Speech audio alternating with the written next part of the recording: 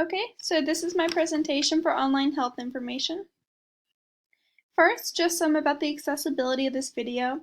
I'm using PT Sans Narrow bold font and also a white and black color scheme to help for the visual aspect of it. And then there's also going to be subtitles on this video, which will help for anybody who has any sort of audio disorder.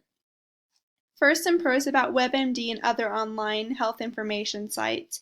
It's a convenient way to learn more about a disease that you're diagnosed with, and people may also just be able to see what they're sick with, so they can look up flu symptoms and see how many symptoms match up with what they're experiencing. And for the most part, WebMD is fairly accurate. Some cons for online health information sites: it can increase anxiety about potential diseases. People may look up headache and think that they have a brain tumor when really it's just a minor migraine or something like this. It can also misunderstand what symptoms mean. So people may read sharp ache inside and they have a dull ache, but they don't really understand the difference. People could underdiagnose what they have and not see a doctor when they should have. So people may say, oh, I just have a cold, when really they're experiencing something more severe. And people could also be searching on a biased website. It can be biased in the fact that it's out of date or it's published by a non-medical professional and isn't accurate. So some pros of online health records: it makes it much easier to view records, and it makes it easier to send doctors results and your records. So if you're switching doctors or moving locations, you can also have everything compiled into one place, and it can decrease data entry errors.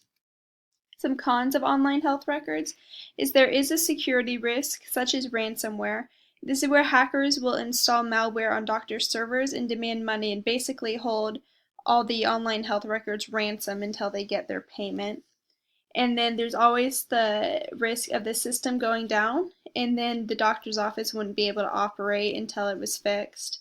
Some ways to prevent this could be installing firewalls or buying online health records with reputable companies who aren't going to go out of business in a few years, and also using strong passwords. Some pros of doctors storing health data on the cloud: it allows for large amounts of data to be saved. It can eliminate handwriting mistakes. As we all know, doctors have horrible handwriting.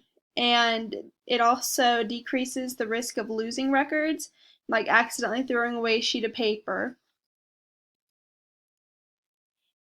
But the cons of it is that once doctors upload the information, they lose complete control of the security of the data. It's in another company's hands. There's also a risk of data being lost and server outages. And here are some resources.